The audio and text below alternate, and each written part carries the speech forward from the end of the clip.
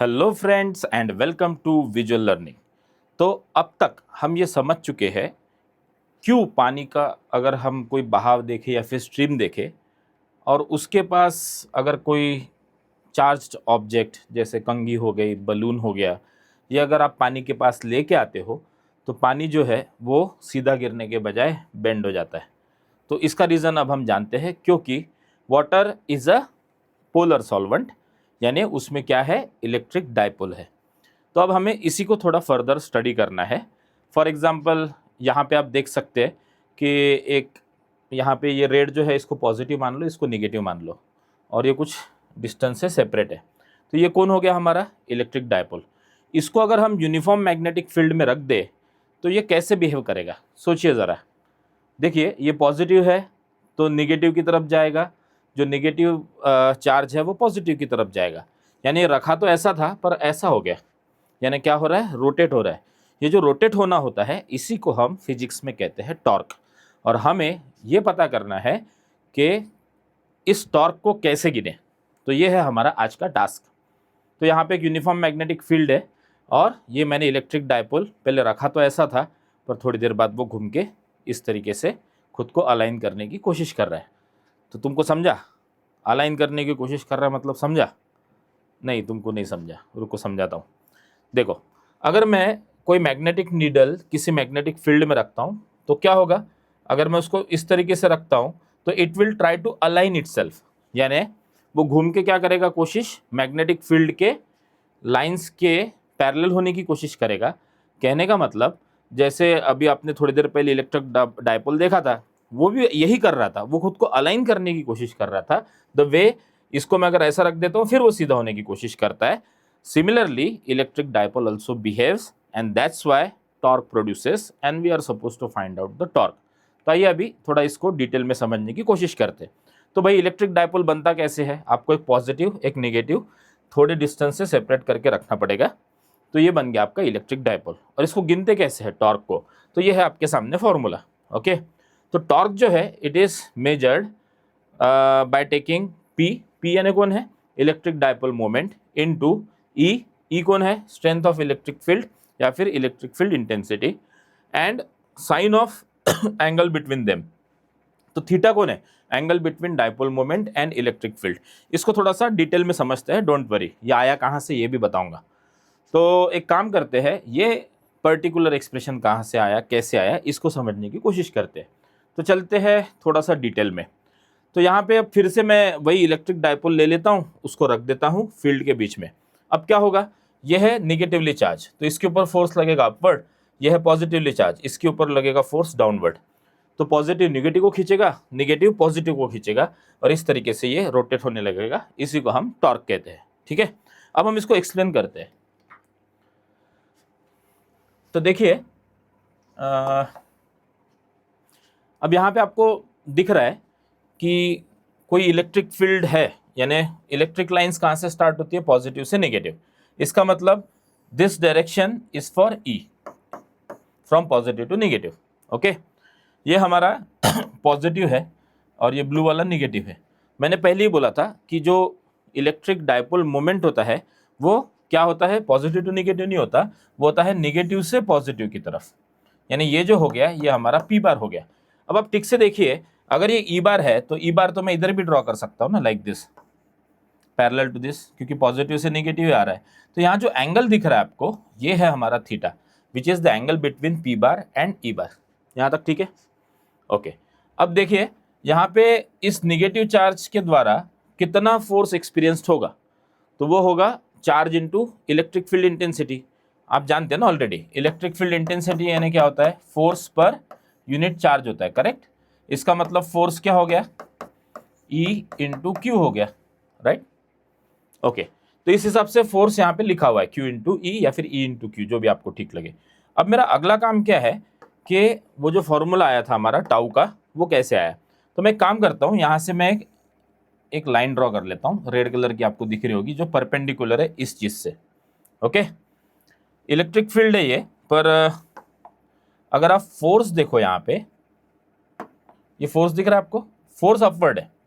ये negative charge पे because of this positive force is upward, alright. तो जो अपवर्ड फोर्स है, अब हम इसको कंसिडर करेंगे। मैं अलग कलर क्यों ले रहा हूँ, ताकि आप वो पिछले डिस्कशन से उसको अननेसेसरी रिलेट मत कीजिए, कन्फ्यूजन ना हो, इसलिए मैं सिर्फ एक रेड ऐसा परपेंडिकुलर ड्रॉ करता हूँ और यहाँ मैं फोर्स ले रहा हूँ, जो कि ये ऊपर जाने वाला फोर्स है। और जो परपेंडिकुलर डिस्टेंस है ये मुझे पता नहीं है फिलहाल, वो मैं पता करने की कोशिश करता हूँ। ये सब मैं क्यों कर रहा हूँ, क्योंकि मैं जानता हूँ कि जो टाउ होता है मैकेनिक्स के हिसाब से, वो होता है फोर्स इनटू परपेंडिकुलर डिस्टेंस। यहाँ पे सपोज परपेंडिकुलर डिस्टेंस मैंने मान लिया r, तो r कितना है अब मुझे पता करना है, ठीक है। और ये फोर्स है ही, तो इसके परपेंडिकुलर है। बाय द वे, ये जो सेपरेशन होता है यूजुअली हम वो कितना लेते हैं, कैलकुलेशन पॉइंट ऑफ व्यू हम लेते हैं 2a, थोड़ा आसान जाता है। Okay, now let's look at this. ये थीटा है, तो मैं इस ट्रायंगल को बाहर ड्रॉ कर देता हूँ। देखिए यहाँ पे दिख रहा है आपको, ये 90 डिग्री है। ओके, ये मेरे लिए थीटा है। अब मुझे बताइए इसके अंदर साइन थीटा कितना होगा। सपोज ये मैंने r ले लिया, जो मुझे पता करना है, और ये मुझे पता है 2a। तो ट्रिग्नोमेट्री अप्लाई करके मुझे बताइए कि साइन थीटा क्या होगा। तो साइन थीटा यानी क्या होता है, अपोजिट अपॉन हाइपोटेनस, या फिर आप बोलते हो बेस अपॉन हाइपोटेनस भी बोल सकते हैं। तो अपोजिट कौन हो गया, अपोजिट यहाँ पे r है, और हाइपोटेनस कितना है मेरा 2a। तो मुझे बताइए r का वैल्यू क्या आएगा। तो r हो जाएगा मेरा 2a साइन थीटा। ओके, यानी ये तो मुझे पता चल गया कि ये जो r है, r वो कितना है, वो 2a साइन थीटा है। अब मैं इसमें और लिख सकता हूँ जो वैल्यूज है। फॉर एग्जाम्पल फोर्स मुझे पता है फोर्स क्या होता है, E इंटू क्यू। यहाँ पे लिखा तो है इतना बड़ा, Q into E into Q, जो भी आपको लगे। तो मैंने यहाँ पे लिख दिया E इंटू क्यू, क्योंकि मैंने हाथ से E इंटू क्यू लिखा था, तो वही रहने देता हूँ। फिर आई बारी R की। R की वैल्यू आपके सामने है, कितना है 2a, और फिर साइन थीटा, होपफुली दिख रहा होगा। अब ये जो यहाँ पे आप देख रहे हो इतना Q इंटू 2a, ये कुछ जाना पहचाना नहीं लग रहा आपको। चार्ज इंटू कोई भी एक चार्ज और आर्म बिटवीन देम, क्या होता है ये, एनी गेस। अगर आपने गेस किया है कि सर ये तो डाइपोल मोमेंट है, तो आपने करेक्ट गेस किया है। तो यहाँ पे Q इंटू 2a, इसको मैं लिख सकता हूँ P। तो मैं पहले लिख लेता हूँ P, और फिर इसके बाद यहाँ पे क्या आएगा, नेक्स्ट आएगा मेरा यहाँ पे, ये तो मैंने लिख लिया यहाँ पे, इस वाले येलो डब्बे को मैंने P लिख दिया है। यहाँ पे आएगा E, और यहाँ पे आ जाएगा साइन थीटा। और इसी तरीके से हमारा वो फॉर्मूला बना था, यानी कि torque which is tau is equal to PE sine theta. Hopefully आपको समझ गया होगा। ओके, अब ये देखा जाए तो एक वेक्टर क्वांटिटी होती है टॉर्क, तो A B into sine theta, यानी मैं इसको P bar cross E bar, P bar cross E bar, P bar cross E bar का मैग्नीट्यूड बोल सकता हूँ। उसका डायरेक्शन वगैरह अपन बाद में देखेंगे, क्योंकि अगर मैं P बार क्रॉस E बार ले रहा हूँ लाइक दिस, ये E ये है येलो वाला पिछला, P bar cross E bar, तो according to right hand thumb rule ये आपकी तरफ आने वाला है। ओके, तो वेक्टर का हम डिस्कशन करेंगे जब जरूरत पड़ेगी। तो होपफुली आपको ये समझ में आया होगा कि ये जो फॉर्मूला है हमारा वो कैसे आया, which is tau is equal to PE cos theta sine theta, sorry PE sine theta. Okay, तो अब एक काम करते हैं, एक इसके ऊपर एक न्यूमेरिकल भी ले लेते हैं एज यूजुअल। तो आइए, न्यूमेरिकल का टाइम आ चुका है। तो न्यूमेरिकल के लिए मैं पहले आपको एक डायग्राम दिखाता हूँ जो हमने डिस्कस किया, उसी पे से हम न्यूमेरिकल करते हैं। तो देखिए यहाँ पे सपोज मेरे पास इस तरीके का सिचुएशन है, जहाँ पे अब आपको P पता है क्या होता है, राइट। इलेक्ट्रिक डाइपोल मोमेंट कैसे कैलकुलेट होता है, Q इंटू 2a। तो हम P के पीछे नहीं लगे, हमको पता करना है टाउ। टाउ कौन पता करना है, टाउ, जो कि होता है PE साइन थीटा। ओके, तो मैं P का वैल्यू जो है यहाँ पे जो इलेक्ट्रिक डाइपोल मोमेंट है उसको मैं ले लेता हूँ suppose 4 into 10 to the power -9। अब P का वैल्यू आपको याद होगा, मोमेंट क्या सॉरी क्या था वो, चार्ज इंटू 2a था ना। चार्ज क्या होता है, चार्ज कूलम होता है। चार्ज क्या होता है, कूलम होता है। और 2a यानी क्या है, डिस्टेंस है, यानी मीटर। सो कूलम मीटर ये यूनिट होगा P का।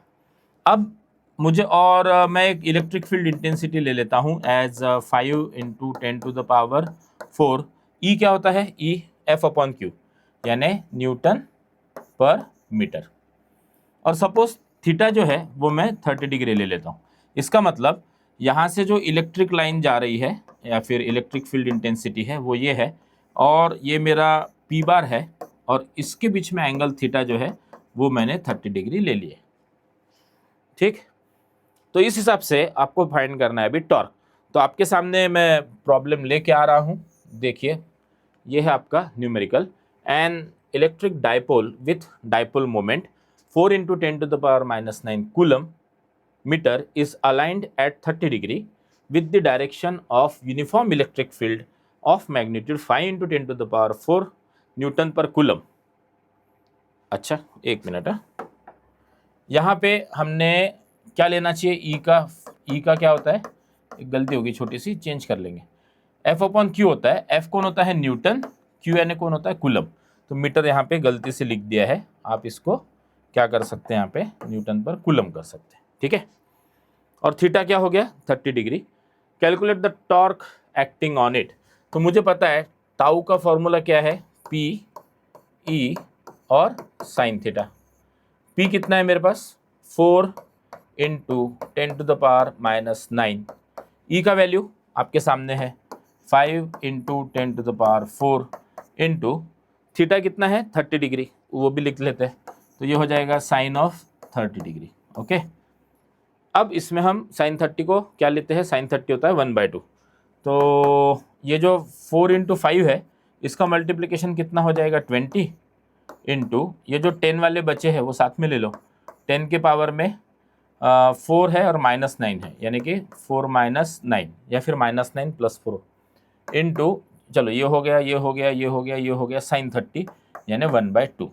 अब 20 और 2 को कैंसिल करके यहाँ पे 10 लिखा जा सकता है। 10 इंटू 10⁴ - 9 इज -5। अब यहाँ पे कितना पावर में? 1।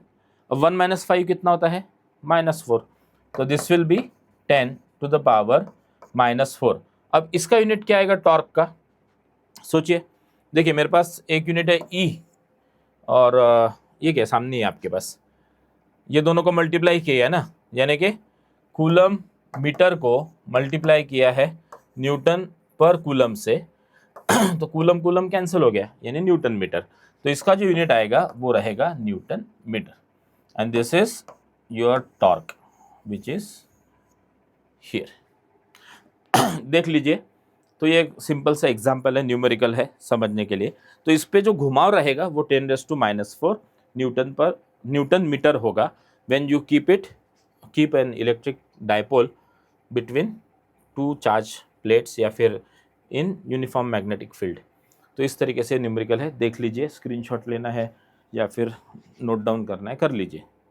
हो गया? ओके।